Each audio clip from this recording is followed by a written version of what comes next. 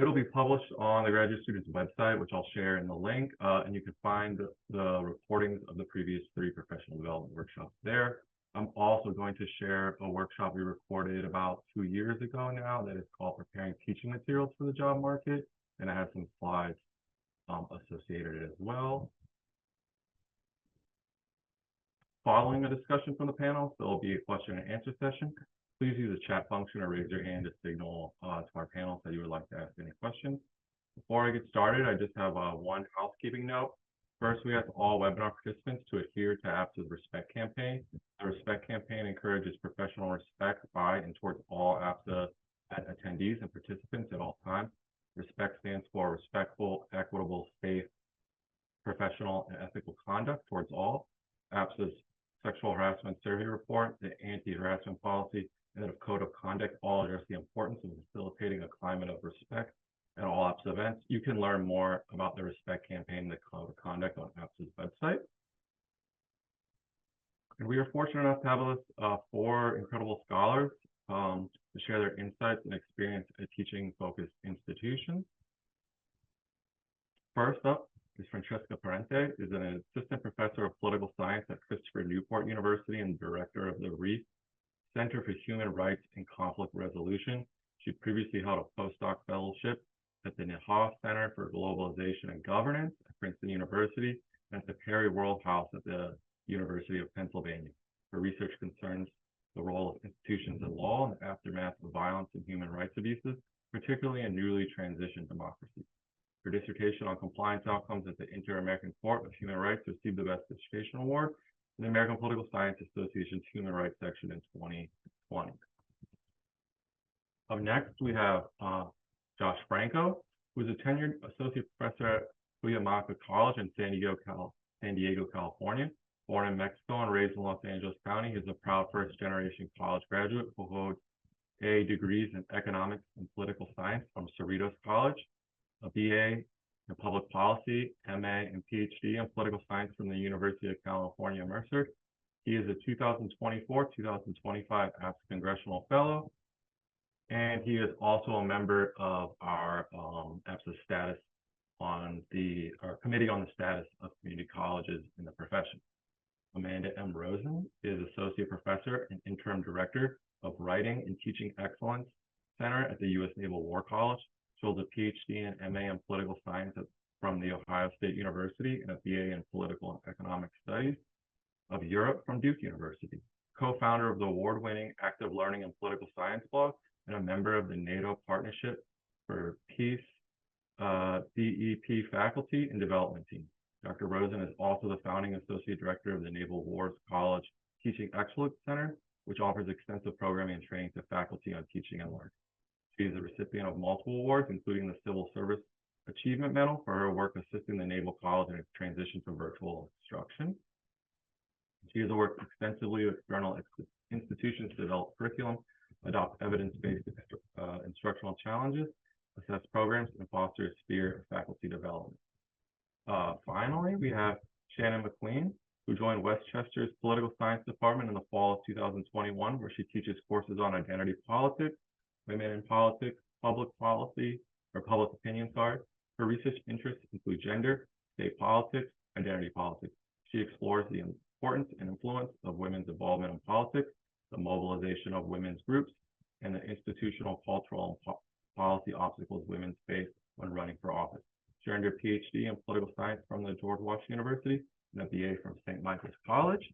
And with that, I'm going to turn the event over to Andrew McWard, Assistant Professor of Political Science at Denison University and a current member of APSA status on the Committee of Graduate Students in the Profession. Thank you. Great, thanks, Bennett. I'm Andrew. I'll be co-leading the discussion with Devin Cantwell-Chavez, who's a PhD candidate at the University of Ottawa. And I'm going to get right to it, I think. One of the kind of main goals of this panel is to, one, help people figure out how they might best prepare themselves to apply for a teaching-oriented job in higher education. But what I think is so great about this panel in particular, and the great panelists we've collected, is that they come from a variety of backgrounds, institutions, and experiences. And so what I'd like to do first, as we go around, before we get into broader questions, and please do put a question in the chat if you have something on your mind. is for each panelist to kind of place themselves in their institutional context. Just quickly describe your institution, what makes the student body unique, and then from there go on to what would you look for in an application to your particular institution. Focusing on, as Devin puts it, red flags of what you might want to avoid in an application or what you don't like to see, but also giving some green flags as to what you like to see, what are really good signals for someone who's dedicated and prepared for a teaching-oriented job. With that, I think I will go in the order by which Bennett introduced you. And so I think that starts off with Francesca. Great. Thank you, Andrew and Bennett, for that introduction, and thank you everyone for being here. So as Bennett mentioned, I'm an assistant professor at Christopher Newport University. This is a public liberal arts college in Newport News, Virginia. That is about 70 miles in the east to the south of Richmond. Also about 2.5 hours, depending on traffic, south of DC, just to sort of orient you, because I think one of the things about the non-R1s is that people aren't necessarily sure where they are. So we have about 4,500 undergraduate students, somewhere between 4,500 and 4,800. So each entering class is between 1,000 and 1,200. I think these numbers, as is the case at a lot of universities, have declined a bit in recent years as we hit the enrollment cliff. But even though we have university in our name, we have very few graduate programs. So we have, I think, maybe 3. They're all master's only programs. That's how you get to be a university, is that you have graduate degrees, but none of these graduate students are in political science. So for political science, we are entirely undergraduate only. Our department has 11 full-time faculty. If you look at the CNU website, it makes it seem like we have 13 faculty, but 2 of them are currently in administration roles as the dean and provost respectively. So it's really 11 of us who are teaching the classes on the full-time basis. Our teaching load is a 3-3, but for us, well, so it's a 3-3, start with that. However, you know, CNU really prides itself on the teacher scholar model. And so for most people, it's still only 2 preps, because usually people are teaching 2 classes, 2 sections of the same class. So maybe you have like 2 sections of Introduction to Comparative and International Relations, and then 1 section of something else. Personally, because I am the director of the Reef Center, I only teach a 2-2. And so there are sort of service-based reductions of the teaching load. The students, I think, who come here are coming for the small liberal arts college experience. So Virginia has a lot of really excellent public schools. You know, University of Virginia, Virginia Tech being sort of the top R1s. And, you know, these students have a lot of options available to them. I think that they choose CNU because they're looking for that personal interaction with faculty members. And so when students are coming here, they expect that the faculty are going, and they were promised, in fact, and throughout the application process, that the faculty would be very engaged with them, both in and out of the classroom. And so I think it's really important that you go into a job like this knowing that that is what the students are expecting. The average student, CNU is kind of unique. We are a more conservative student body. So the average student here is probably more conservative than your average college student, although they're not necessarily as conservative as the average American. They're still college students, they still tend more liberal, but compared to other institutions like UCLA, where I got my degree, the students here are a lot more conservative. They also tend to have not been exposed to, the same kinds of big ideas or a lot of sort of international ideas. When I teach international politics, a lot of it is very new to them, more so than I saw at UCLA. In terms of applications, I think the number one thing is to pay really close attention to the job ad. So when we're hiring people and we say we need someone who can teach human rights, we absolutely mean someone who can teach human rights. When I was hired in this job, it was as the director of the Reese Center for Human Rights and Conflict Resolution and the director of the minor in Human Rights and Conflict Resolution. And they're like, we're hiring you to teach the classes for human rights. If you cannot do that, you are not useful to us. And that's really important at a school that, you know, when you're looking at institutions, what are they offering to the students and what needs to be covered by the faculty? And so there aren't that many people who can substitute in for various classes. And so if it says you need to teach these things, you need to teach them, or at least say that you can. But I would recommend, you know, demonstrating that you actually do have the ability either through your coursework or through syllabi that you've made up, but really paying attention to those things. Because even a really strong applicant otherwise that can't teach what we're looking for is not, you know, it's not as fungible as an R1 where we can say like, well, maybe like we can hire them and like figure this out later. Because just, you know, there is no, like, because we are smaller, we are not guaranteed to hire every year. And so if we get a hire, it needs to be to fill our current need. We can't just rely on maybe, oh, we'll plug that hole next year. Also, maybe this is a bit obvious, but please talk about teaching in your application. It is bad to submit a cover letter that only talks about research.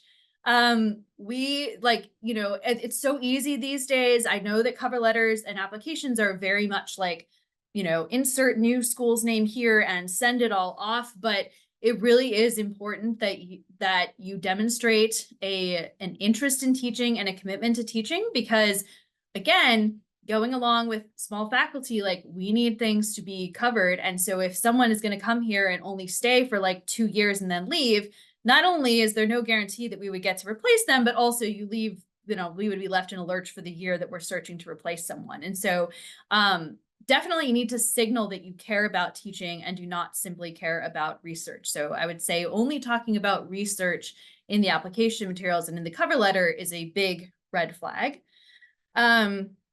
Another green flag would be to have actual teaching experience. I know that that can be difficult for people who are ABD if you're coming from an R1, because maybe the most you got in terms of teaching experience is like you got to be a TA. That will make it more difficult to make your application stand out. I think anything you can do either in terms of, say, if there's an opportunity to teach summer classes, if there's an opportunity to be an adjunct at a community college, or, you know, any kind of teaching that you can add to your portfolio so that you have more than just I was the TA, is helpful. Or if it really is the case that, you know, that's the TA is the only opportunity you have, to the extent that you can demonstrate what an active role you took in that position by like the materials that you produced for the sections that you led, but really emphasizing what your experience is, because they're expecting somebody who is going to start teaching 3 classes on day 1. And there's not a lot of time to sort of figure out what it means to teach. So having that experience of some kind already in hand is certainly really important. One last thing that I will say, and then I will turn it over to the other esteemed panelists, is that a major red flag, I think for us, would be talking about how excited you are to work with graduate students. We don't have any of those. So if you just say that you want to work with graduate students and you're so excited to like train the next generation of PhDs, no. On the other hand, like training undergraduate students, if you talk about wanting to engage undergraduate students in your research, if you talk about wanting to mentor undergraduate students as they apply to, you know, law school, grad school, that's a great green flag. But again, like knowing the audience, right? Don't talk about how excited you are to do things that you would not be able to do at an institution like this one. Great, thanks, Francesca. And it's funny you mentioned the university part, because Denison, where I'm at, is also university, but we have no graduate programs to speak of. I think it's a holdover from 19th century when we had a few graduate programs, you know, but it's strange. But yeah, the point being, yes, there's no graduate students at my institution, not in your institution's program, political science program. But I will say that there's lots of opportunities to work with undergraduates on research. And so that could be something to stress, depending on the institution you're applying for, like Francesca said. Moving on, I think, Josh, you were next in Bennett's introduction. Great. So good afternoon, evening, morning, depending on where you're at in the world. Appreciate you joining. I'll jump right in. So for the first question about Cuyamaca, we're a 2-year community college. We award certificates and associate's degrees. We have about 8,000 students head count. About 80% of our students are part-time, so they're taking 11 units or less, and the other 20 are full-time, so they're taking 12 units or more. We have a pretty good age distribution, and what I'll do is I'll post in the chat if it gets to everybody, I'm not sure, but College Navigator, which is a website run by the National Center for Education Statistics, has all this data on every institution in the country. So I drop in there Cuyamacas, and you can see like our breakdown. Like, for example, we have about 56% female, 44% male, about 35% Hispanic, Latino, and 47% white. But in that category, in this part of California, people who identify as Middle Eastern or North African actually fall into the white category. So our campus has been a leader in trying to disaggregate that data. So we have actually a more diverse campus than most in this region. We have a lot of in-state students, almost all of them. We have a few foreign or international students, and most of our students are under the age of 24, but we also have a large population, about 35 to 38%, who are over the age of 25. So community colleges teach the entire range of the student population, both your traditional right out of high school to your I'm returning after living life, having kids, having work, getting divorced, getting remarried, all this, the stuff that happens in life. And it's really fun to have that range of students in your classroom, because it, I think, helps not just have this knowledge transfer between you and a professor, or you and the between you and your students, but between the students themselves, because if they have somebody who's a little older, they can share their experiences. Like, I had a student in one of my first classes who was 65 plus, retired accountant, and he just wanted to come and learn more about American government, and he was able to talk and chat and share his experiences with the classroom. I've had others who were in their 50s. They came over from the Middle East, because we have a large diaspora population here in San Diego County, and shared with us his experiences living in Iraq and then here in the United States, and sharing that with his colleagues. So overall, Cuyamaca and most community colleges in California, I think across the country, serve the wide range of students, both age, demographic, and race. I think we teach a 5-5, so we have 5 sections in the fall, 5 sections in the spring, anywhere from 25 to 50 students. So we have large class caps. We typically have 54 hours of instruction time. So we'll have say 3 hours worth of class across 16 weeks, maybe on a single day or on multiple days. Community colleges have always been a leader in the online space. So we actually have had 2 of our 5 classes taught online before the pandemic. And now, depending on your contract at your campus, if you have one, because some states their faculty aren't unionized, but in California we are, it can go anywhere from like even 3 or 4 classes of your 5 that are online. And we're finding that students have an appetite for lecture-based courses in the online space compared to, laboratory courses that are typically in the hard sciences. Some red flags. If you talk about research and you don't talk about teaching. So community colleges are exclusively teaching. If we do research here, it's because we want to as a hobby. There is no incentive structure. There is no additional recognition. There's nothing in our space that says if you do research, you get more. You get more work if you do it by yourself, but you don't get like commiserate pay or anything else really.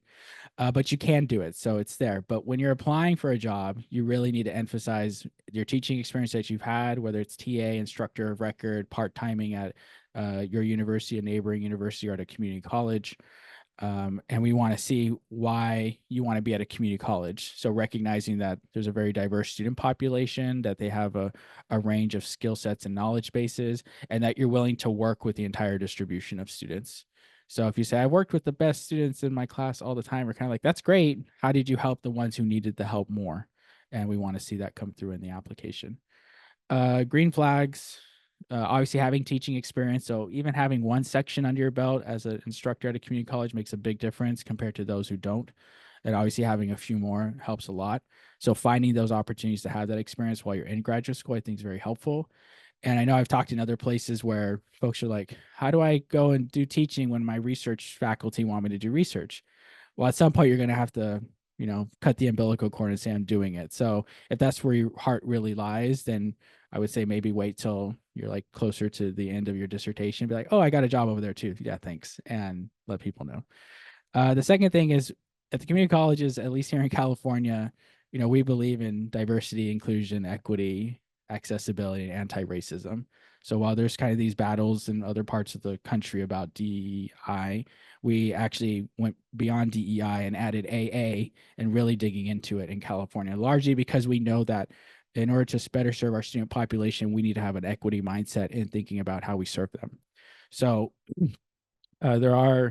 we have regulations in place and union contracts are starting to get in there, and it's getting down into like the tenure review process for many of our institutions in the state. So we're happy to be a leader in that. And if you believe in that as well, then obviously in California, you're very welcomed to apply. For the application process, the short of the long is that it's typically year round for part-time positions. So there's openings here and there. In the fall, you'll start seeing full-time positions, and you should see some in the spring. And typically you'll have a lot of spring interviews and spring job offers to start in the following fall term.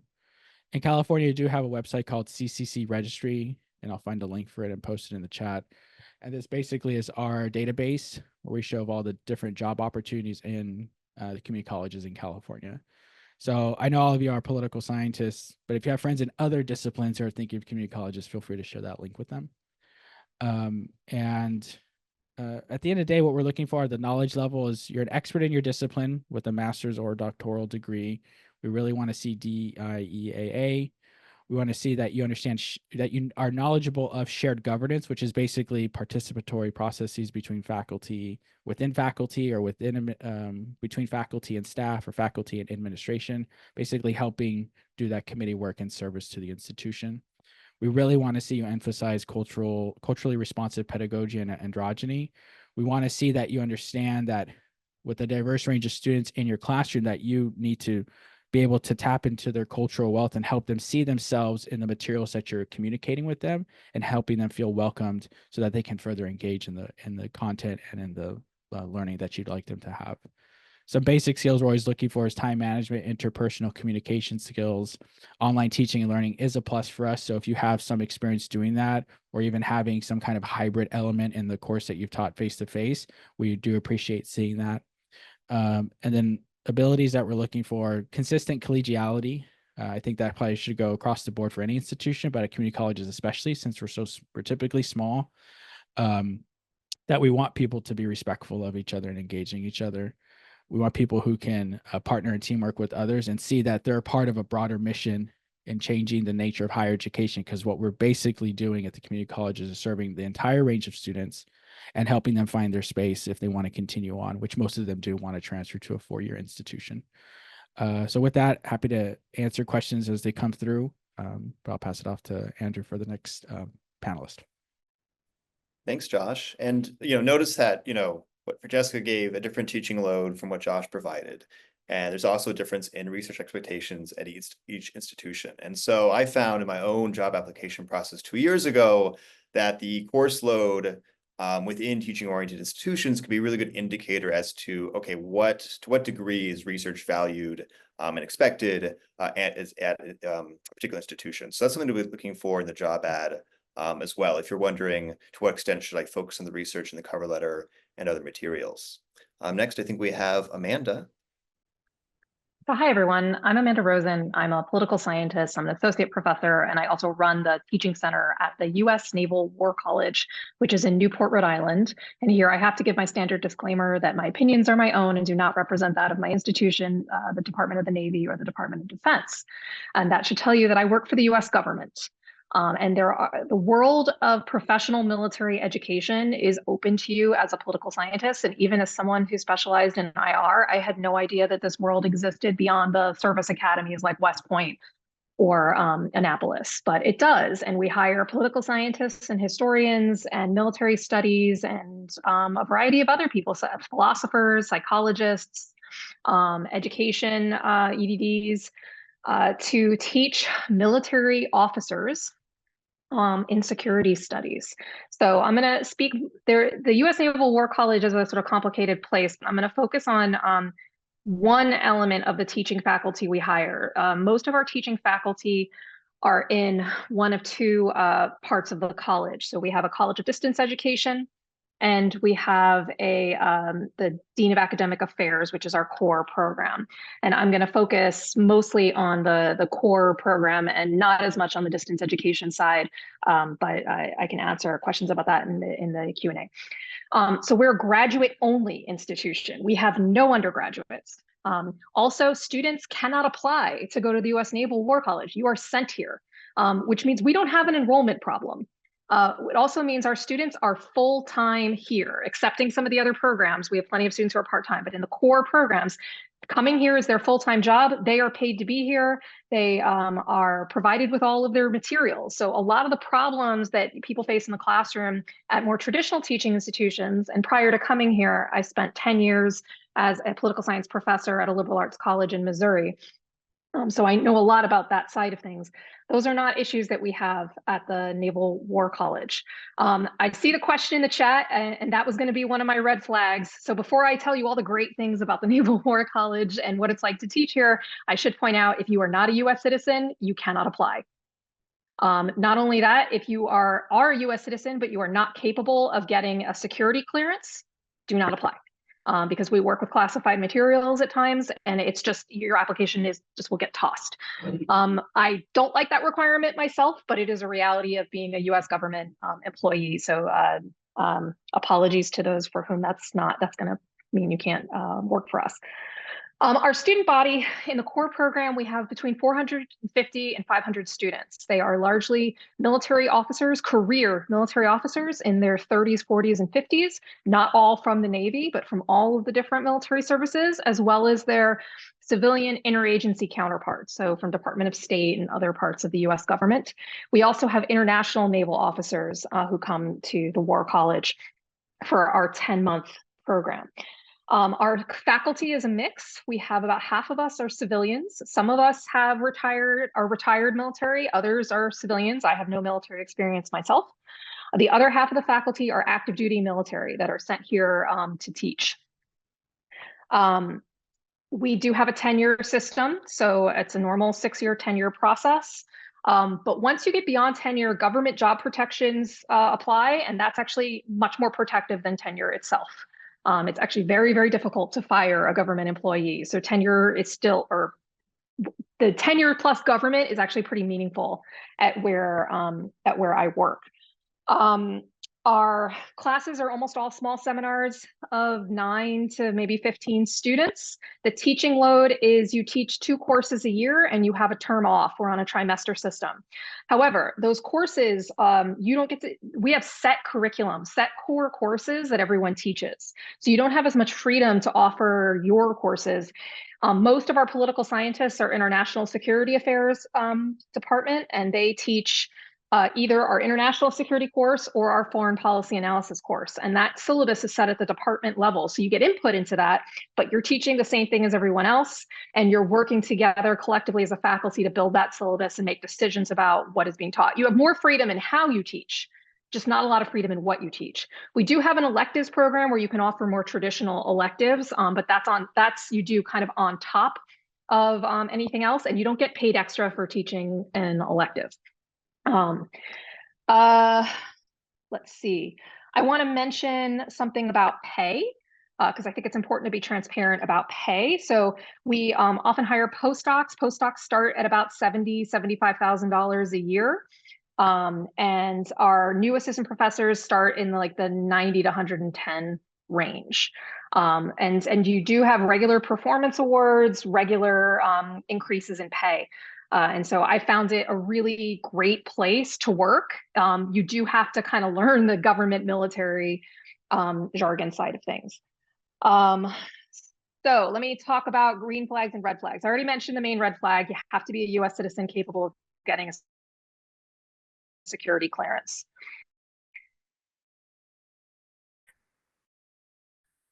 Is Francesca mentioned, is my thing, have I dropped? A little buggy back? for a second here. Your screen's frozen now. Am I back? Am I back? Your audio's Okay, back, good. yeah. Sorry. All right, where did I fall off? Did you hear my You red just have flags? to go into your flags. Okay, red flags. Sorry. I'm going to keep my video off. I'm at my mom's house, and then who knows if we can trust the internet in Florida. Okay, so my red flags, I mentioned one, which is you have to be a US citizen capable of getting a security clearance. Francesca had mentioned the job ad. In our case, all applications go through HR before anyone on the search committee sees them. And that means that what they will literally do is whatever is listed as a requirement in the job ad, if it is not obvious in your CV or cover letter, your application does not get considered. And that is a US government requirement. So really clearly look at what says required and make sure you hit all of those things very obviously. We don't use AI for this, but you don't want to make it hard for the initial reviewer to see that you're minimally qualified is what we call it. Another red flag is if you are either teaching only or research only. So unlike some of the other folks that have spoken, we do value and require research. In the NSA department, which is mostly political scientists, the requirement for tenure is 6 articles or a book. And we take the research requirement very seriously. So although we're largely on that side of the house teaching, we have other aspects of the college that are solely focused on doing naval research. And even on the teaching side, you are expected to publish. So you need to talk about both in our case. If you only talk about research, not going to go, same thing on the teaching side. Also, if your research is poorly aligned with the military, right? So I'd love to say that we would hire like a Supreme Court expert. But the reality is, if that's not what the curriculum is focused on, so we do teach about the institutions of American democracy, but having a regional specialization or a security specialization or something on women, peace, and security, something that is very central to what the Navy in particular or the military is focused on, that's kind of important to be able to be credible to our students. And then one last thing on the red flags, I would say, is that if your social media is overtly political, that could be seen as a red flag because we have to be politically neutral. So for example, if you want to engage in activism, totally fine. You cannot do it during business hours. You're talking about Hatch Act violations if you do that.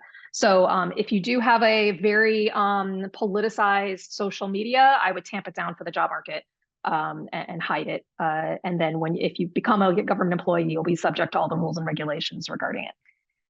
Green flags, teaching experience and excellence has already been mentioned. A student focus in your materials. So a lot of places ask for teaching statements. And what I have found is that it shouldn't be called a teaching statement, right? It should be called a student learning statement. Because when it's a teaching statement, there's a lot of, I do this, I like that, this is how I teach. That's actually not what we're looking for. We're looking for a student-centered focus. And so you're talking about what your students need, how you adapt your teaching to the specific student body. In our case, a military adult student with a lot of experience. When you teach about Afghanistan at our institution, you're talking to people who were there, and you need to have a recognition of that. We also want to see people who can adapt their research to their teaching so that their research is going to inform what they're teaching, but also that you're going to be able to fit it into the trimester that you have off and our very short summer. Our school year starts next week, by the way. So keep that in mind. Another green flag is government or military service, not required, but it really helps. And a high tolerance for bureaucracy, I would say, is a plus. And I will stop there. Wonderful. Thank you, Amanda. And I really love what you said about it should be a teaching or a student learning statement over a teaching statement. And I think that would certainly apply at my institution as well. And finally, we have Shannon at Westchester University. Thanks, Andrew. Nice to see everyone. Nice to hear about all these varied institutions. You can really see a big range here in terms of job opportunities at teaching-oriented schools. So Westchester University is about 45 minutes outside of Philly if there was no traffic, which there never is. But it's a R2, but there's a very strong focus on teaching. So I teach a 4-4 with an opportunity for overloading, teaching a winter course. I usually teach a summer course. And Westchester is in this kind of smaller suburban town area, but the school itself is around 14,000. So it's a real college town area.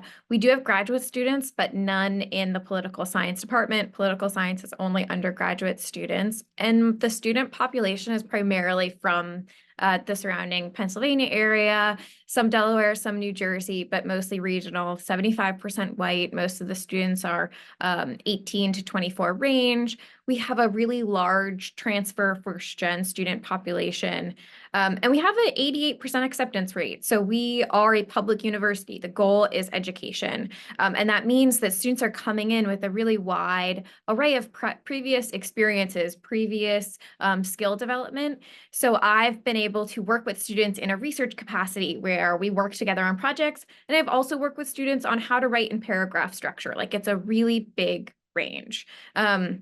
And so I think being able to showcase some of that in these larger public institutions is really important. Let's see, my department size is around 12. My class size is around 30 to 35 per class. I usually teach 1 to 2 online classes and have at least one of the same preps. My expectations for tenure is actually incredibly transparent, in part because we're a unionized faculty, so that helps a lot in terms of the transparency process. So 50% of it is based off teaching, 35% is based off scholarship, and 15% on service, and it's a 5-year tenure clock. We follow that teacher-scholar model. So green flags. I'll try to hit the stuff that hasn't been hit as much and give some specifics.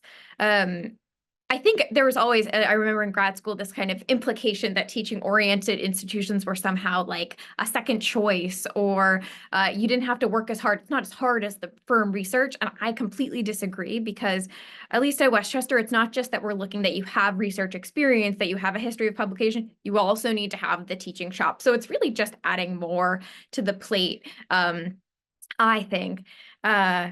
Some real specifics that are green flags I see are having specifics on your teaching. We've talked a lot about, and folks have mentioned, showing that experience, but I think developing that experience starts way before you start to write your teaching statement and your cover letter. It starts maybe your first or second year of grad school, listening to a pedagogy podcast, picking up a book on how students learn, trying to develop those skills a little bit earlier. So you figure out the language around pedagogy, some of the current debates. You think about what you might want to try in a classroom. You think about how I might want to structure a syllabi, get those thoughts moving before you end up actually in those places. So basically develop some of the skills alongside the research, and you can do it in passive and active ways as you develop. Going to the APSA Teaching and Learning Conference, I always plug that because I think it's a great opportunity to not just signal, hey, I like teaching. It's one of my favorite conferences, but it's also a chance to meet others who are interested in and care about education, see what the research is like on pedagogy research, and go to some workshops, which is another thing I would plug as a green flag. Most universities and colleges have a teaching center, and a lot of times they offer workshops. I know I'm seeing a lot on AI workshops right now. APSA offers some too. See if you can go to some of those. Start to like hear the language that's coming up, what are the current debates, start to get some ideas. Associated with that is a green flag of showing that you're kind of, if you kind of know this language, if you're engaged in some of the thoughts around pedagogy, what is it that are some of the themes in the department you're applying for? So when I was looking at this job in Westchester, I noticed that there was a theme of service learning and a lot of the different, it seemed like a theme in the department. And so I wrote, my interest in service learning. And now I teach a class that incorporates service learning. And so it kind of flows through. I also think trying to get a little bit, as you develop some of the skills and information around pedagogy, being creative in how you're displaying your work. So most folks might have access to Canva, and to create a syllabi in Canva now is my go-to because it makes it creative and colorful. And boy, oh boy, does it stand out, and students notice it. But I could imagine that bringing that in as some of your teaching material really would make it stand out a little bit. Developing an activity or a worksheet on AI and learning about what can AI give us, what can't it, that would be great to see. So bringing some of that creativity into your application materials, I think, would be a strong one.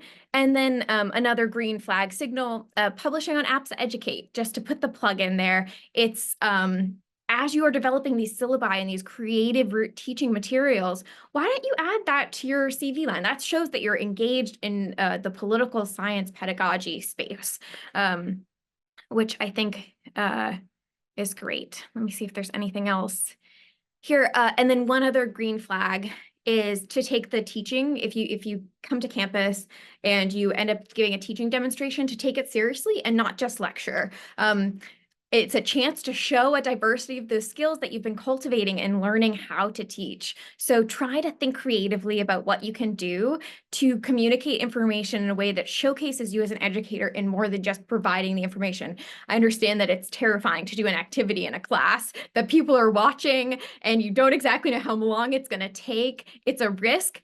Make it a practiced risk, like do it, time it out, do it with friends first, find other folks to try it out with, but to showcase some of those skills more than just lecturing would be something I see. And then to take if you end up meeting students on that campus visit, to take that meeting seriously, come in with questions. This is your chance to know the student body and to really show that you want to engage with them is I think important in that relationship building process.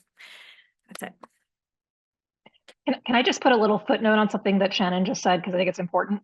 While I totally agree about the injecting an activity into your teaching talk or your teaching demo, do not ignore the point she made about timing it out and preparing. I literally lost a job because I tried a simulation in a class, and I'm a games and simulations person, but I tried one and I hadn't practiced it enough and I ran over time. It didn't get to everything. And I was told later that is why I lost that job.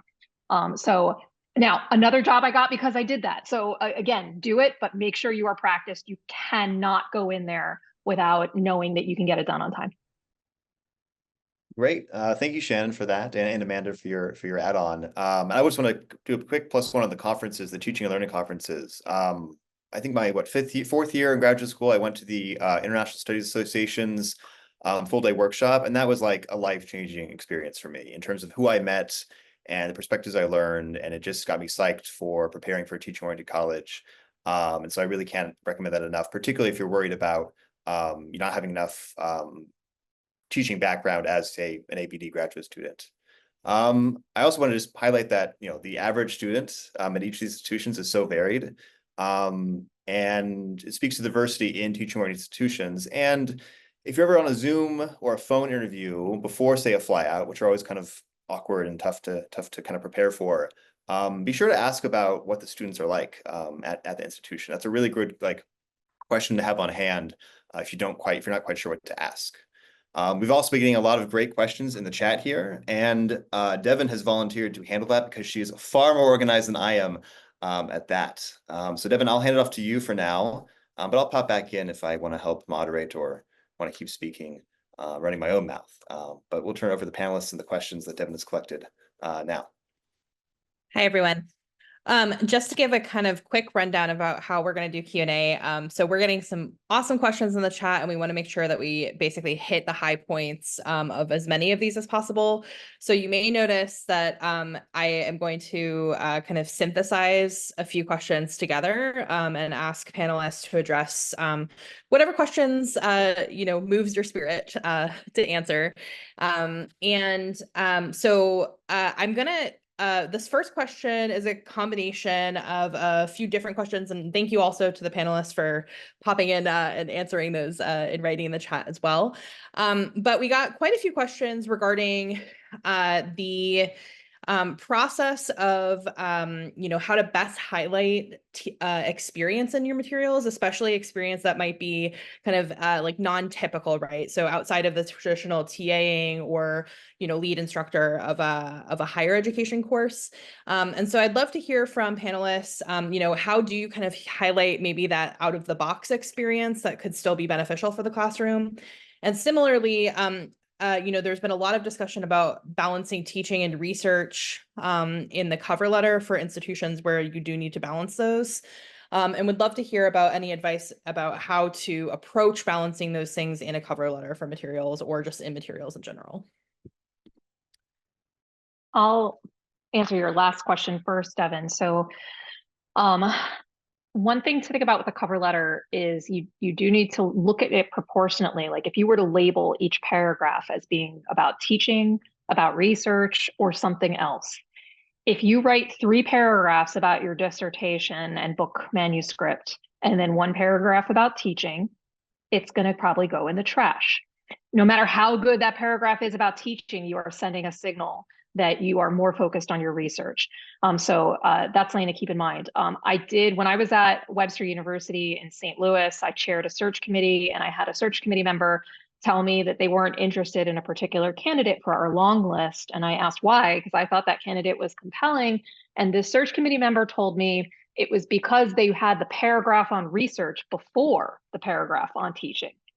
Now, I think personally that that's a pretty dumb reason to toss a candidate out. But when you get 180 applications for one position, sometimes that's what that person does. And so if you're applying to a place that's a liberal or any of our kinds of institutions, I would put a paragraph on teaching up front and then on research. But whether or not those should be balanced would really depend on whether you're applying to an institution like mine or an institution like Josh's. I'll go next on the question. So to best highlight your experiences, what I always recommend to folks is use the minimum qualifications and the desired qualifications, because that's how we typically frame it at the community colleges across the state and in California at least, and I'm pretty sure at others. Just bullet point. I meet the minimum qualifications because I have a master's and or a PhD in the field. I meet the desired qualifications. Paragraph 1, I have experience teaching at a community college level by doing this, this, and this. Second paragraph, I have a commitment to maintain up-to-date knowledge because I go to APSA teaching and learning at the annual level and at the biannual. Paragraph 3, willingness to teach a wide variety of courses. This is the courses I've taught or I TA'd for. So literally the minimum and the desired qualifications are what you want to put in a cover letter, because that's what time-taxed faculty are going to be using as their heuristic to make a decision about whether or not to put you in the keep moving pile or we're done with this person pile. And highlighting like your unique experiences, I think as long as it's in service to the mission or the core of what your job function is, that's the most important part. So there was a question in the chat about somebody having a master's of science in adolescent social studies education. At the community colleges, we're seeing more dual enrollment or concurrent enrollment, which is high schools. We're teaching at the high school institutions, or the high school students are being sent to us. And if you highlight how that MS is going to serve you in better reaching that population in your classroom, great.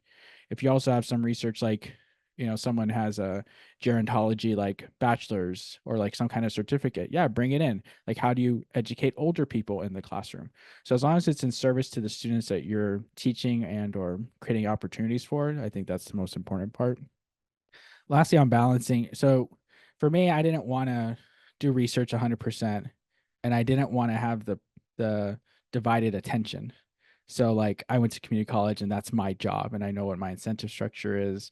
I know what my tenure process is because we're also unionized, like Shannon mentioned. So for me, the research is like the extra stuff I get to do. It's the fun stuff, and I get to find ways to do it. So I'll highlight an example. When I was in the second round interview, which we typically meet with the college presidents at the community colleges, we don't, it's like at the UC, you wouldn't meet with the chancellor to get hired as faculty. You probably meet with the provost, like briefly, but it's typically the dean and the faculty who make that call. At community colleges, the presidents make the call because they're basically shaping the institution in the image that they'd like.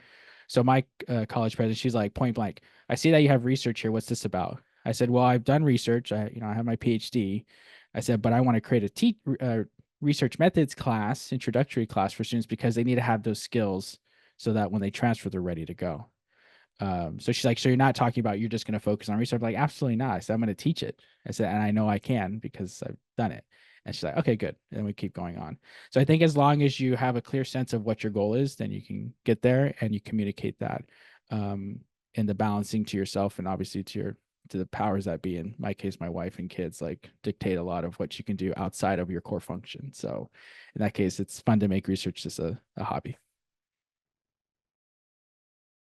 I think I'll go next. So in terms of highlighting, I guess I'll sort of in terms of highlighting experience, I really like what Josh said about connecting whatever it is, whether it's like more mainstream, like I was an adjunct, or more out of the box. As Devin was mentioning, I think connecting it to like basically explain as part of the story of you, like why does this matter? Like you could say, oh, I taught high school, you know, for 7 years and that's your one sentence, but that's not very informative. It's not nearly as informative as someone who said, I did Teach for America for 2 years, you know, where I taught inner city high school students. And that informs me about, you know, a diverse student population. Or like you have to explain why you're saying this, because otherwise it just comes across as like, you know, like not false, but it's just sort of like you're just throwing things out there, but it doesn't demonstrate a deep thought or, you know, or processing of like why this matters. So, you know, for questions about like, does teaching high school matter? I don't know. It doesn't like for some, maybe it helps more, but again, it sort of speaks to like, well, what does that inform you or how does that relate to the job? So like, for example, Josh mentioned like the dual enrollment. We don't have dual enrollment here, but what we do have, one of our few graduate programs is a Master of Arts in Teaching. So we have students who are staying on for a 5th year here to get their credential to teach high school. And so I think that to the extent that you can connect any of that experience to something specific about the institution, that is what is more useful than just having the experience. There was also a question about teaching at community college versus adjuncting at a 4-year institution. Again, to some extent, it's sort of what can you get? You know, I know that not every, like at UCLA, the graduate students would be teaching the summer courses. So that's how we would get the experience. But I think for people who can't do that, teaching at a community college is fine. Again, it's about what it tells the committee about your commitment to teaching. So if you want to emphasize that you have taught, you know, as the instructor of record, or if you want to emphasize, I've taught AWS, you know, so I've been the instructor of record. I was an adjunct at a 4-year institution. That gave me experience designing a syllabus and thinking about how I wanted to teach the material in a way that was similar to, but different from the class when I TA'd it, versus I taught at a community college, or I was adjuncting at a community college that exposed me to different kinds of student backgrounds that was very different than the population of students that I taught as a TA while at UCLA. So I think like whatever the experience is needs to have a so what behind it. You can't just throw experience out there without telling the committee why that experience matters. I think also in terms of, you know, being worried about, there was also a question, you know, and this sort of speaks to the balance, like, do I, you know, having too much teaching for an R1. First, I would say that there is no rule that says that you have to submit the same CV to every institution that you apply to. You certainly are not submitting the same cover letter to every institution that you apply to. My teaching institution cover letter had 3 paragraphs about teaching and they came first, whereas the R1 cover letter had the research paragraphs first. And 1 paragraph about teaching, you know, as like an afterthought, because that's how it's thought of as an R1. And I had job interviews at both R1s as well as teaching institutions. So I think, you know, you could have, if you are really worried that it will screen you out as like, oh, that person's not a serious researcher, then don't put it all on the CV. Like, you know, it's fine. You can keep that as, you don't have to put it all out there. If that is really a concern. Again, I don't hire for an R1, so I'm not sure, you know, if looking at someone who has a lot of teaching experience would be seen as a plus or a minus, well, mostly a minus in an R1. That's something you should talk to your advisors about. If you're at an R1, they would be better placed to answer that question. But, you know, if you're really concerned, I would just say don't put it on there. I think that, it is certainly possible to move from a teaching institution to an R1. The founding director of the Reef Center did that, Tina Kempen-Reuter. She's currently at the University of Alabama, Birmingham. You can also move from an R1 to a teaching institution. One of my closest friends in the department was at the University of Kentucky for 7 years before coming here. So it's certainly, at least for ours, right, that emphasizes both research and teaching. And I put this in the chat. I didn't mention what our research requirement is. So our merit evaluation breakdown, I think, is like 40, I think, well, mine is different because I'm a center director, but so I'll just say what mine is. It's 45% teaching, 25% research, and 30% service. Other people, I think, have more on, might be like 20% research and 20% service and more on teaching. But, the research is important. We have a very clear tenure standard. It's 4 articles. So, you can't just be like, if you just talked about teaching, that would, people would be wondering, are you really going to get tenure here? And so, yes, I'll just answer this question quickly in the chat and then stop talking. The same general advice apply to those who are older? Absolutely. Most people, in fact, have gaps from their BA to their MA and PhD. When I started at UCLA, in my cohort of 19, I was one of 3 who was straight out of undergrad, who went straight from BA to PhD. I think maybe things are changing now. Like, certainly the average age was dropping as I was leaving UCLA, but absolutely, like, I don't think it matters, right? I think, if you had experience between the BA and the MA PhD that would be useful to the job, then certainly talk about it. But if you didn't, that's also fine. Like, it's not, because like the qualification for a job at, my institution is a PhD, and they don't really care, whether you did something, like if you did something useful, it's helpful to talk about. If you didn't do anything useful, then that's also fine. It's certainly not a red flag or anything disqualifying. Yes on what everyone has said, and I will just add 2 points on this. One being for incorporating the teaching experience.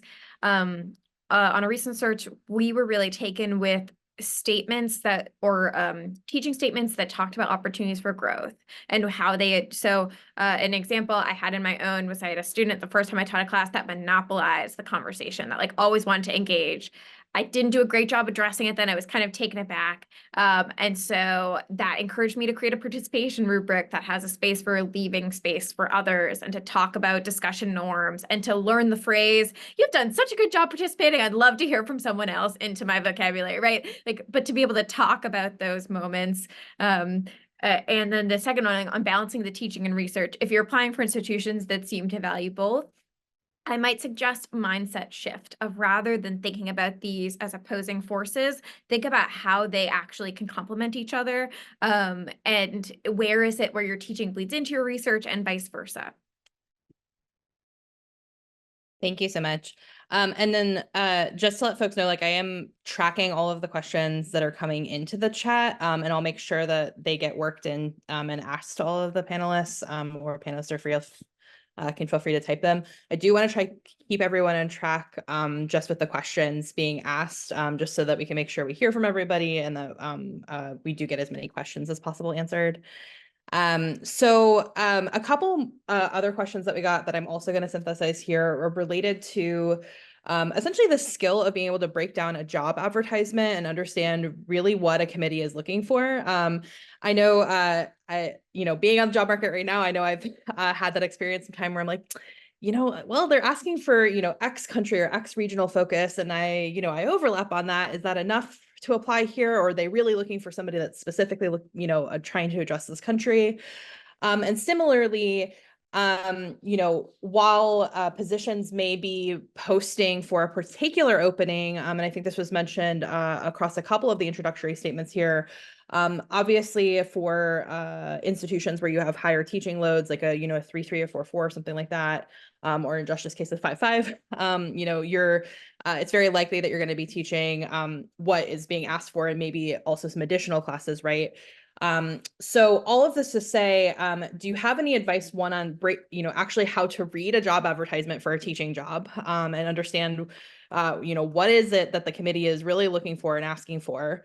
And then second, aside from the teaching statement and, maybe evaluations or proof of teaching effectiveness, sometimes you are asked for some additional materials like sample syllabi. And do you have advice on, whether that should be more geared toward what the job ad is asking for, introduction syllabi, or, some sort of combination? So if you have any advice on breaking down job ads, and then, what materials should you kind of select to put into those teaching portfolios for your application? Yeah, so great synthesis of all those questions, Devin. 2 points. So 1 point we've already mentioned, which is if they list requirements, desired qualifications, that should be your start right then and there, because putting together a job ad often takes a lot of people, and it's a political battle to decide. So if something makes it into the job ad, it's often the result of extensive bargaining between different power brokers. So you should do it. The number one example I can give you this is, I cannot tell you, in the last search I did at my previous institution, we mentioned that we were interested in someone who could teach research methods, and how many applicants failed to say anything about methods in their applications.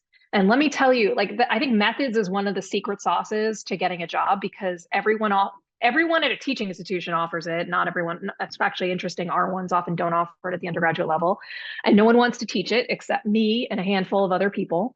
I love teaching research.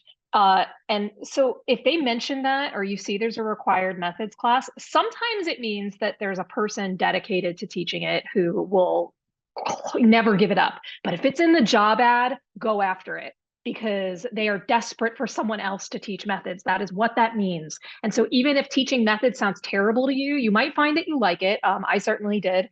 But that, I think, is like one of those secret sauces. The other thing I want to mention is tying together what, particularly what Francesca and Shannon just said.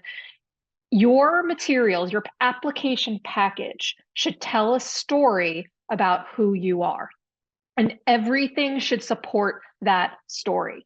So if you, in your teachings, in your cover letter, say you love working with students and advising them and mentoring them, then you should be submitting supporting materials that show evidence of that mentorship. Maybe there's some kind of advising or mentorship component that's in your syllabus, or that you mentioned an example of how you've worked with a particular student in your teaching statement or your DEI statement. But you want to tell that story. And then crucially, as Francesca pointed out, that story does not need to be the same for every institution. So like some of the other panelists, when I was on the market, and granted that it was 15 years ago, but it was during the crisis of 2008. When lots of jobs were posted and then got pulled. And I applied for jobs in American politics, comparative politics, international relations, and environmental studies. And I got interest in all of them because I tailored who I was based on the job. And I told that story, and I told it compellingly. And they don't know the other parts of you, and they don't have to know those other parts of you. So I think telling that kind of compelling story is really crucial.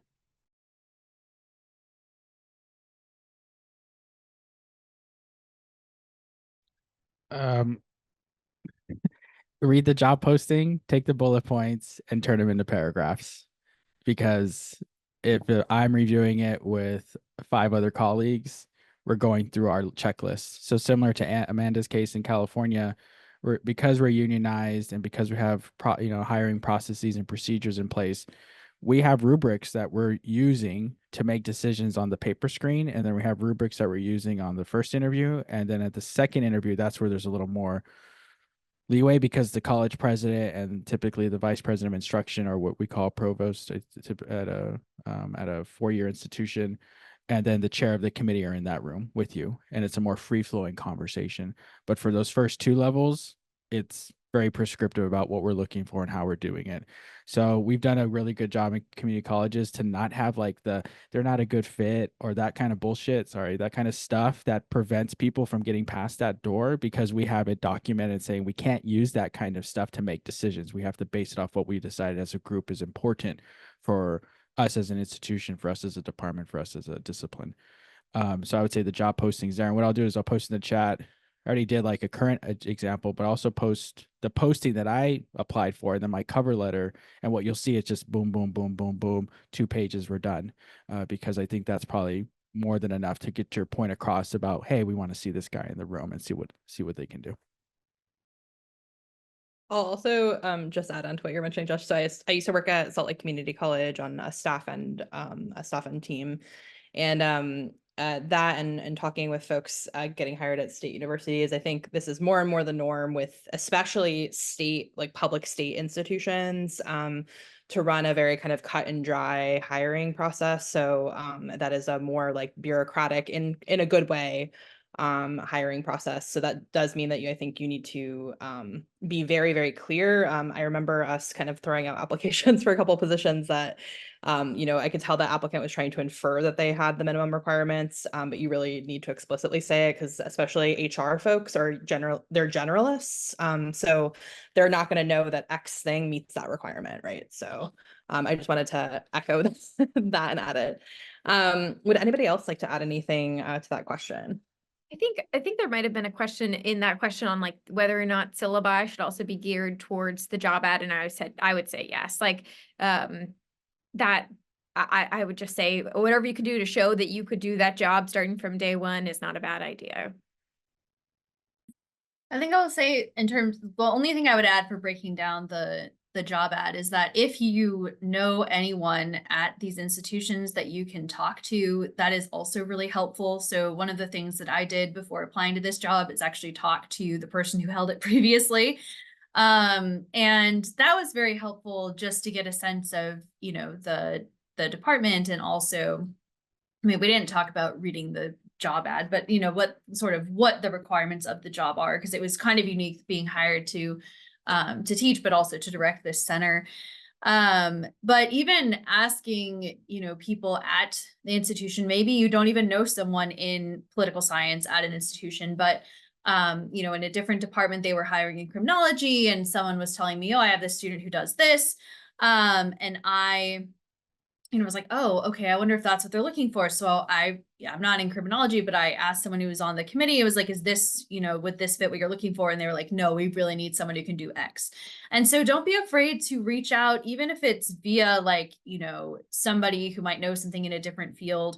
I know that for a lot of these schools, there may not be the same kind of like connections that exist, like the same kind of networks, because if you're coming from an R1, there aren't necessarily a lot of people who've previously gotten a job in this place, but any information that you can get on that. And I know a lot of people at institutions are also willing to talk to candidates, informally about what they're looking for in the job. So I think to the extent that that is made available to you, that could also be really useful. And one last thing about the syllabi, I completely agree with Shannon. Like if they job asked for someone who can teach human rights, like you should be showing them a syllabus for human rights. I think in the chat, there was a question about whether you're expected to teach general interest, like the introductory courses your first year. Again, it really depends on the job. So for me, because I was hired for human rights, I didn't actually teach any of the general intro courses until this past year, which was my third year. But one of my colleagues who was hired in American politics was teaching Introduction to American Politics her first semester. So I think the job ad tells you what you would likely be teaching right off the bat. Let me just add one thing, because I can't believe we haven't mentioned this. One of your letters of recommendation should be from someone who has observed you teaching.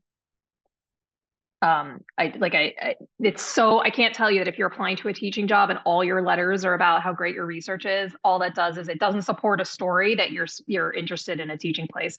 When I see a letter from someone who's been observed and they're able to talk about specifics that they've done in the classroom, it not only gives me information about what you do in the classroom, but it sends a signal that you cared enough to have someone on your committee. It doesn't actually have to be on your committee. It can be somebody else, an experienced teacher, and your committee doesn't have to know that you asked for a letter from someone else.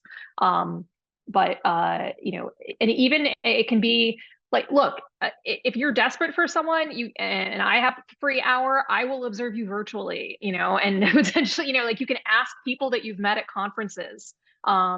And who are known in the teaching space, right? Like, but don't ignore that, because it really is an important part of the story.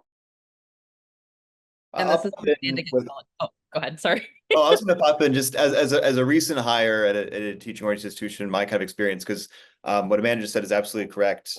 I did have someone not on my committee who I worked very closely with in teaching, write one of my letters. So actually, I think Dennison only had 2 letters from my committee members, and the 3rd letter was from someone off my committee but knew my teaching very well. I'd also say the importance of tailoring has been kind of a theme here for everyone's responses. And I think this advice, and this advice I got early on, is that it's all a numbers game when you apply. And I don't think, maybe for R1s that's correct. I think in teaching oriented places that's really not correct. And that's advice I got actually at a teaching workshop at ISA, where tailoring is just so critical for so many of these places. And my cover letters in particular were very different across, even within teaching oriented places. Sometimes the teaching, if I really fit the research well, I led off with research. But at Dennison, I actually didn't fit the research all that great. So I led off with mentorship. And that worked out well for me. So I think the importance of tailoring is super crucial, even within teaching oriented applications. Yeah. Devin, I cut you off. Oh, no, you're fine. I was just going to make a joke about this is how Amanda gets volunteered for so many things. But the comment that you just made actually leads into the next question I was going to ask the panel really well. So we got 2 different questions, one about concerns about limited teaching experience, and one about kind of limited publications or publications that are not, kind of top 3, top 4 journals. So I think this leads to a question of, how do you address those kind of quote unquote like elephants in the room when you're applying?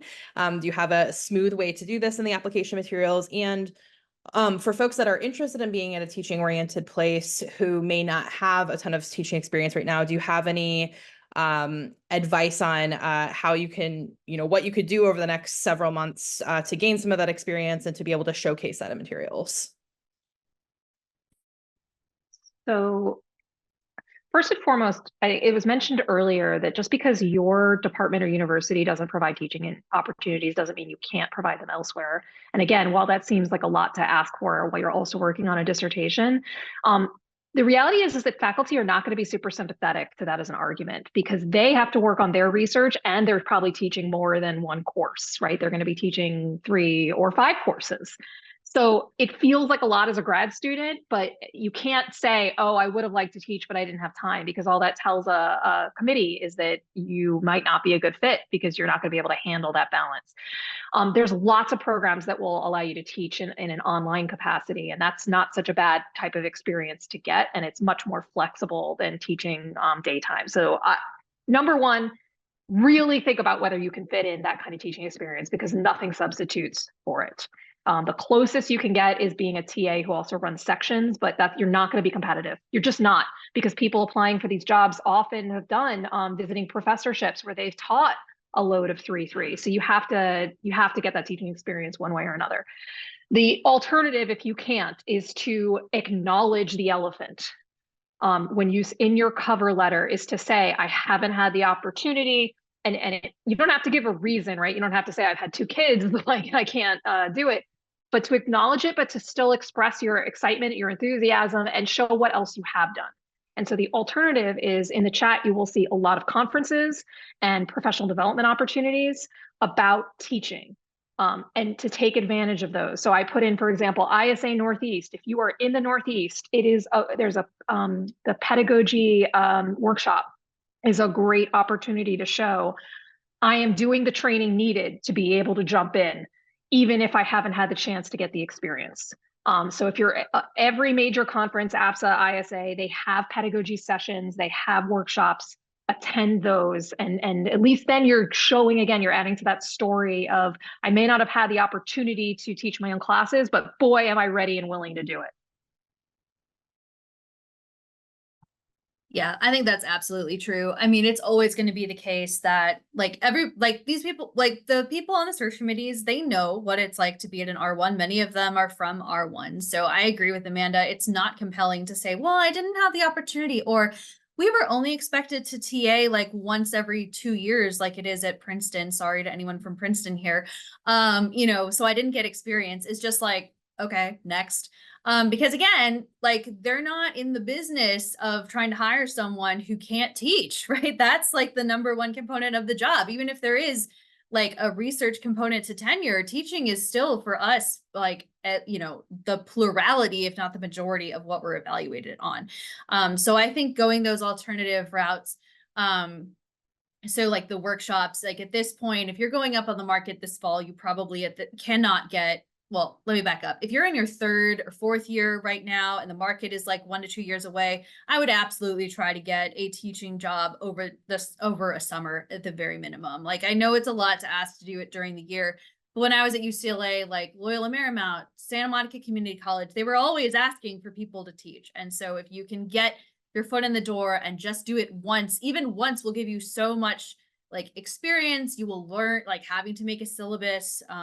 So taking those opportunities when they arise, if you still have the chance. If you're going on the market this fall and you haven't taught your own course and don't have the chance to do it, then I would absolutely take advantage of some of the other resources mentioned, like contributing to APSA Educate, going to conferences, saying that you participated, or, like using the resources that are available to you. One of the other things that I did when I was on the job market is create syllabi for classes that I had not taught. So at UCLA, I was only the instructor of record for international law, which is an extremely specific course that most people are not putting in their job ad as we want to see this. So I also made syllabi, like prospective syllabi for international political economy, for human rights, for introduction to methods, for Latin American politics. So to emphasize that I had given it some thought, and these syllabi were mostly just showcasing how I would approach teaching these classes. They were not nearly as good as what Amanda was mentioning in the chat earlier about having like, oh, these are the specific activities that really emphasize things. But I think like that is also something that would be useful, because you have to signal that you are going to be ready, willing, and able to teach on day one. One last thing is that if your institution has any kind of like pedagogy certificate or like center that's dedicated to teaching excellence that is available to graduate students, that has workshops or a program that you can go and talk to people, I think that's really important. So like one of the things that we have here, so a lot of our evaluation for teaching is based on student evaluations, but not entirely. There's also a big component to teaching enhancement. So, we have a Center for Teaching, Center for Excellence in Teaching that has workshops every year, and people can earn like merit points for actually participating in those workshops. So I think if those kinds of things exist at your institution and are available to you, then taking advantage of those as well is also really like a beneficial signal that is maybe a lower cost than, designing your own course from scratch. I also want to plug too. Honestly, until a couple of months ago, I was kind of in a similar position. My department is unionized for its adjunct and long-term teaching faculty, which is great. We love unionization, but it also means for graduate students, it can be quite difficult to get a course of your own. And so you kind of have to luck out with that. That being said, one way that I got around this was actually asking friends if they had any like class periods where I could guest lecture or come and run a simulation or an activity and then get like a peer evaluation for those. It's definitely not the same as running your own course for an entire semester. But for folks that want to demonstrate that like you have teaching experience of some sort and to be able to get evaluated on your ability to teach and include those, that can also be a kind of a way to do that you don't have to plan a year in advance for necessarily. You could reach out to your advisor or faculty in your department and ask if you can do like a guest lecture. Again, it's not a full substitute for running your own course, but it can help you, like all of those things combined can help you kind of build some evidence that like you actually could do this job on day one. You just haven't been given the opportunity for it yet. Yeah, I would add it's a very competitive market. And I was luckily told this after I interviewed at a position at a 4-year in California, and I didn't get it. So one of the search committees was at a conference and he's like, "You did great. You were the only candidate we interviewed." He said, "But we just needed to go with somebody who had more experience." And he's like, "Just remember that there's assistant professors who are up for tenure who are going back on the market, and you're competing against them. And I was like, why didn't anyone ever say this? So then, fast forward like 5 years after I applied at Cuyamaca, I go back on the market in the community college sector because, we can see whoever, the pay scale and everything else. So I went back out there. My cover letter went from the 2 that you guys saw in the link to 4 because of all the stuff I've done in the past 5 years, or 4.5 years at that point. So you're gonna face competition. So I would say that if you need that teaching experience, there's a community college within driving distance. And just so you know, when I did my community college teaching experience, I was willing to go all the way to the Bay Area from where I was in school. That was it would have been a 2-hour drive. But then I got one a little closer, like at 1 hour 15 minutes, and then one showed up like 40 minutes down the road, and literally 40 miles. I did it because I knew that in that place you need to have that experience and you need to demonstrate it. So sometimes you're going to have to stretch yourself, and you're going to stretch yourself a bit thin, and you're going to be exhausted at times, but that's what's going to give you the leg up, because it's not an easy market anymore. It's actually much more competitive, especially with the changes in the higher education space and our institutions, some of them struggling and closing. It's getting back in with folks who are coming in with 5, 10, 15, 20 years of experience saying, I'm not done doing my work yet. I'm going to play over there. I'm going to play over here. So up your game, because that's where it's headed. And one last thing I wanted to mention is if you can't get the experience and you want to do the professional development route, right? So, and we talked about professional associations as well as teaching centers. One other avenue is to just read, right? So we're all pretty good at reading literature. There is a really wide amount of literature on the scholarship of teaching and learning within political science, as well as outside of it. But we talked earlier about kind of showing that you have some of that knowledge. And again, like if you don't have the experience, you can own up to it. Do not try to like say, oh, well, I helped grade a course and therefore I have teaching experience, because it's just not going to fly. But what you can say is, I haven't had the opportunity, but man, am I prepared. And you can say, I not only went to these events, but I've been reading the literature. I read the Journal of Political Science Education. I've read these books. I put like a book on teaching research methods, for example, in the chat. So there's a lot of materials out there to help you become a better teacher, which is good to read just because we all want to be better teachers, I hope, but also as a way to signal so that you can say in your materials and in your interviews, I am studying up, I am reading the literature, and I'm raring to go. I will just add, because I think this is all yes to all of this.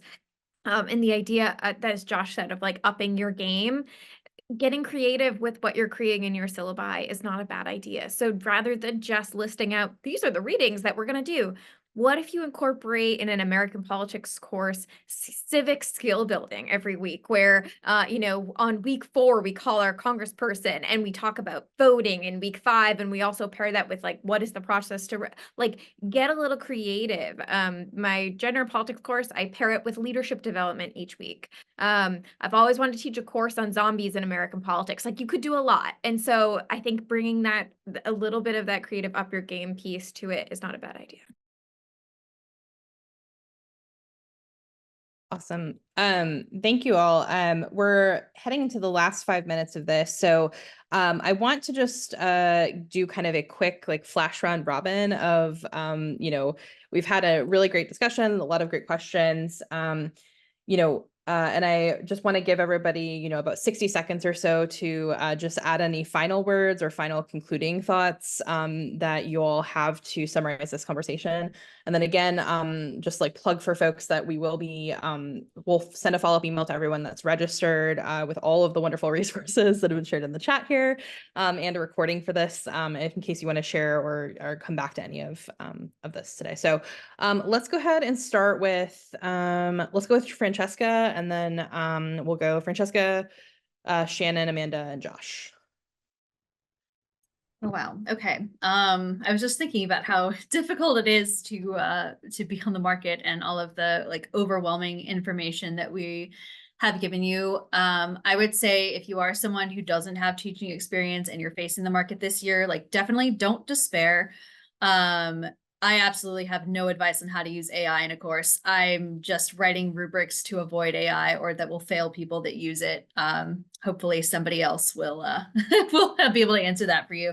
But I would just say I'll put my my email address in the chat. I'm more than happy to help if you get a job, if you get, well, Andrew knows this, like if you get a job talk at a teaching institution, or need somebody to sit in on your teaching demonstration, I'm happy to help. I know that committee members are not always the most helpful. Actually, when I was preparing for my teaching demonstration here, I did not ask my committee members for any help at all. I asked someone who was much more teaching oriented than I was, or than any of my committee members were. And then found some friends who were willing to act as undergrads. So I put my email address in the chat. If you are in need of somebody to come to your practice, your teaching demonstration, or your research talk, please feel free to send me an email, and I will do my best to attend if it's at a time that I'm able to make it. And good luck to everyone. If you have any other questions about working at a liberal arts college in particular, also feel free to email me. I'll be at APSA this year. I'm happy to grab coffee or lunch or what have you, and talk more. Yeah, thanks for having us here. I think the AI question is its own workshop. I would like to also go to that one. Lots of thoughts on that.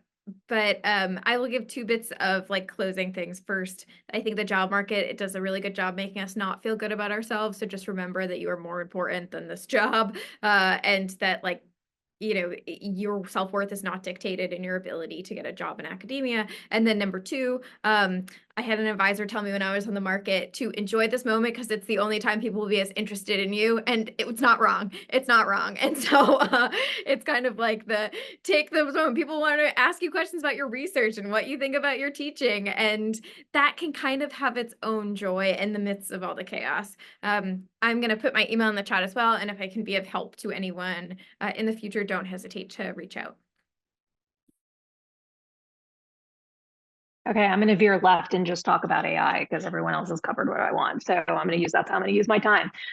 Number 1, you can mitigate AI usage through how you draft your prompts. So take your prompts and your essay questions and your paper assignments and plug those into ChatGPT and see what they spell out. And if they can do a halfway decent job that would get a passing grade, then the problem is yours and not the AI.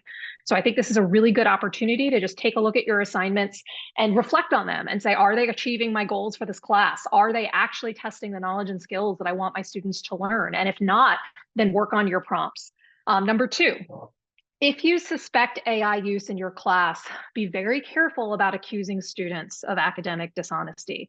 It is a lot easier to prove plagiarism than it is AI use. AI detectors are bad. And so my recommendation instead is to have a conversation with the student and say, hey, your writing reads like AI.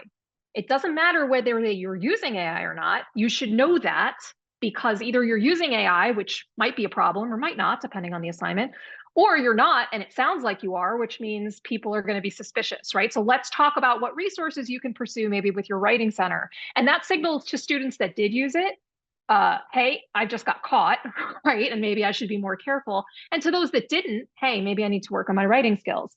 And then 3, I literally just attended a conference. The reason I'm in Florida on teaching and learning with AI. So I'm like overbrimmed with ideas. But just a few things I learned about in the last few days at this conference is how you can use not just ChatGPT, but there's all kinds of AI for generating slide presentations from an outline that you provide, from creating chatbots so that instead of I just wrote a blog post about this. So instead of your students asking you questions and your answer is it's in the syllabus, you can direct them to a chatbot that you have trained with your syllabus and website and other materials, and they can ask the chatbot instead of asking you, which I think is amazing. You can use it to generate test questions, to come up with ideas on what to do in your class. You can have students, somebody who played a game with her students called Spot the Bot, where they had online discussion posts, and she created a fake student who was AI. And the students had to try to figure out who was human and who was not. They did this in an ethics class.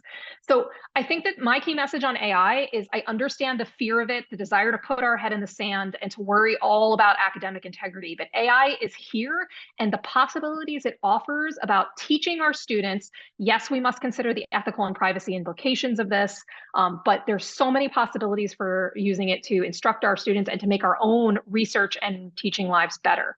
So definitely start reading on it. And I would say start with Devin's forthcoming article.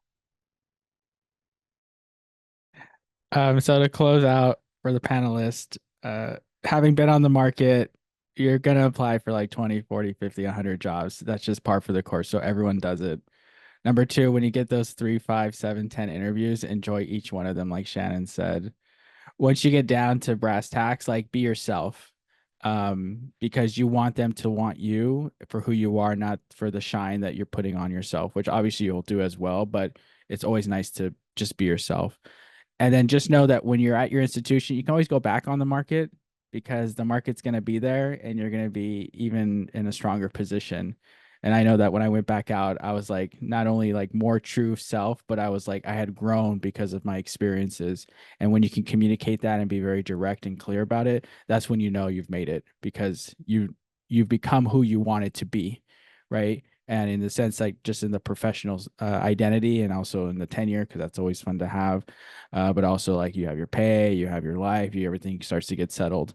So the weight that's on your shoulders now, I remember it. I think we all do. It's super heavy, but once you slowly start to chip away at it, you're going to feel a lot better. So as my advisor told me when we started 12 years ago, it's like, it's a pretty cool job to have to train the next generation.